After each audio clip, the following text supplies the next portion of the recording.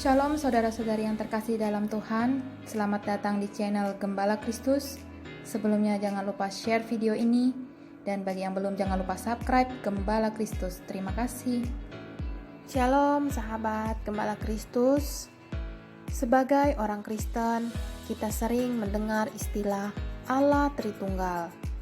Ajaran Tritunggal merupakan konsep yang dimiliki oleh agama Kristen yang membedakan dengan agama atau kepercayaan yang lain.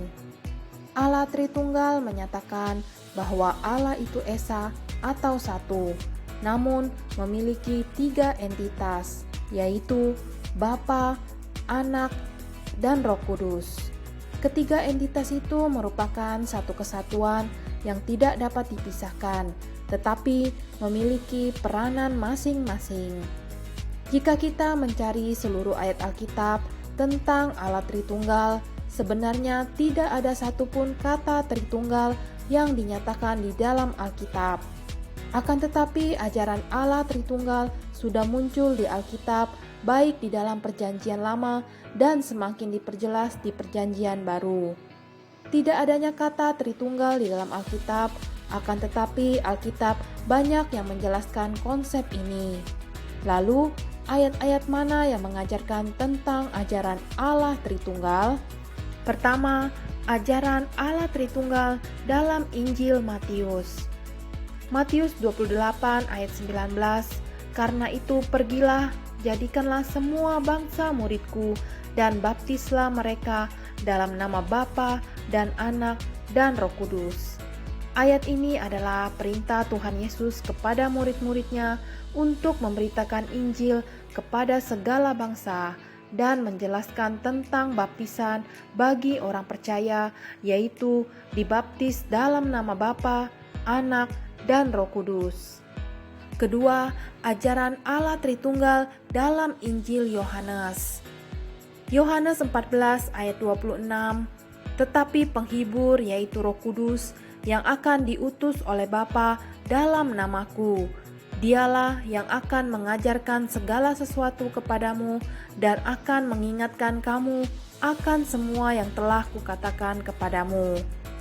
Firman Tuhan ini menjelaskan tentang peran Roh Kudus, yaitu sebagai penghibur dan bertugas untuk mengingatkan murid-muridnya akan semua yang telah Tuhan Yesus ajarkan. Ketiga, ajaran Allah Tritunggal dalam kitab Roma. Roma 1 ayat 2-4, Injil itu telah dijanjikannya sebelumnya dengan perantara nabi-nabinya dalam kitab-kitab suci tentang anaknya yang menurut daging diperanakan dari keturunan Daud dan menurut Roh kekudusan dinyatakan oleh kebangkitannya dari antara orang mati bahwa ia adalah anak Allah yang berkuasa, Yesus Kristus Tuhan kita. Rasul Paulus menjelaskan tentang Injil yang telah dijanjikan Allah melalui perantara nabi tentang Yesus adalah keturunan Daud yang akan mengalami kematian tetapi dibangkitkan oleh Roh Kudus. Keempat, ajaran Allah Tritunggal dalam kitab 1 Korintus. 1 Korintus 12 ayat 4-6, "Ada rupa-rupa karunia tetapi satu roh, dan ada rupa-rupa pelayanan tetapi satu Tuhan, dan ada berbagai-bagai perbuatan ajaib, tetapi Allah adalah satu yang mengerjakan semuanya dalam semua orang."